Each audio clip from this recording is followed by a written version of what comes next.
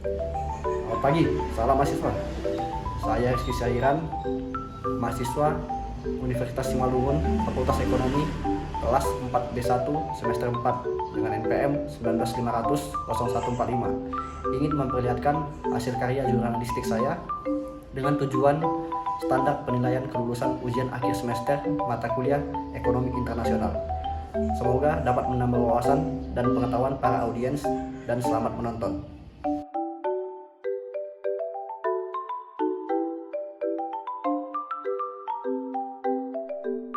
Serangan COVID-19 pada saat ini tidak hanya membuat dampak yang serius terhadap sektor pariwisata.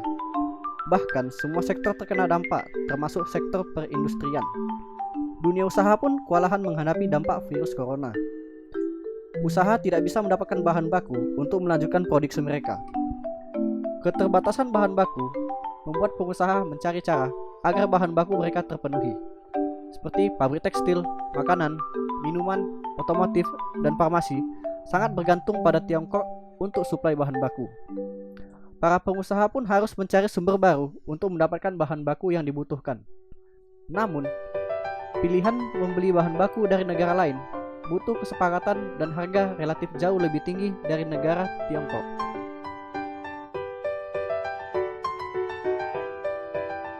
Kita bicara ekonomi itu sendiri sama. Apa masalah ekonomi yang kita hadapi sekarang ini? Kalau saya bisa menyimpulkan 4 sebenarnya yang sangat fundamental. Pertama, pertumbuhan anjlok. Kita tahu komponen pertumbuhan dari sektor real seperti apa, dari sektor apakah consumption, government spending, investment, dan neto dari ekspor dan impor seperti apa. Perbaiki di situ. Yang kedua, unemployment, pengangguran besar dan meluas di mana-mana. Harus punya cara untuk mengatasi pengangguran. Nah, yang ketiga adalah memang kemiskinan meningkat. Mengapa? Banyak saudara kita sulit memiliki penghasilan dan daya beli yang baik, termasuk karena pengangguran itu. Dan yang keempat, dunia usaha. Sebagian lumpuh, termasuk UMKM. Inilah yang harus menjadi tujuan atau sasaran pemerintah jangka menengah ke depan ini untuk melakukan economic recovery. Pemerintah dan para pengusaha harus bisa bekerja sama untuk memperkuat perekonomian dalam negeri sebagai langkah pertahanan untuk menahan dampak corona lebih jauh.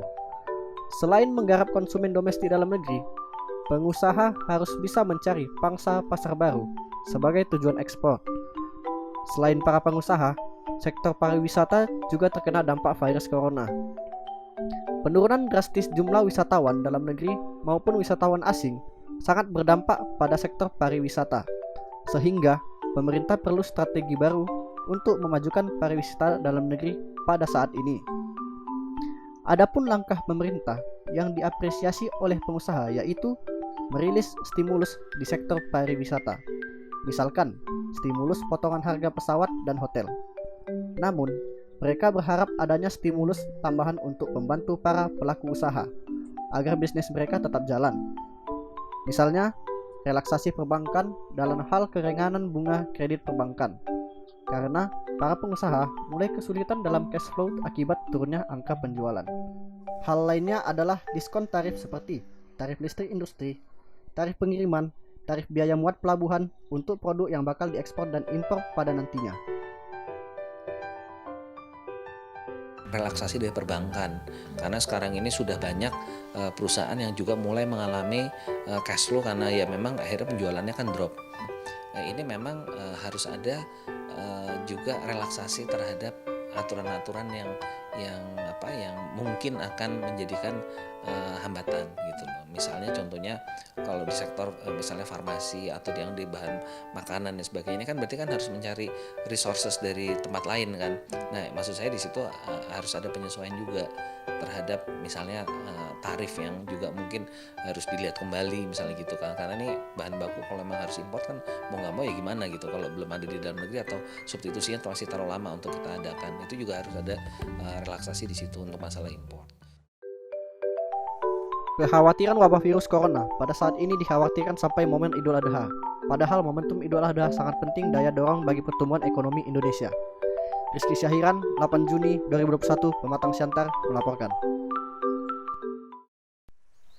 Terima kasih telah menonton. Jangan lupa like, comment, and subscribe yang pastinya.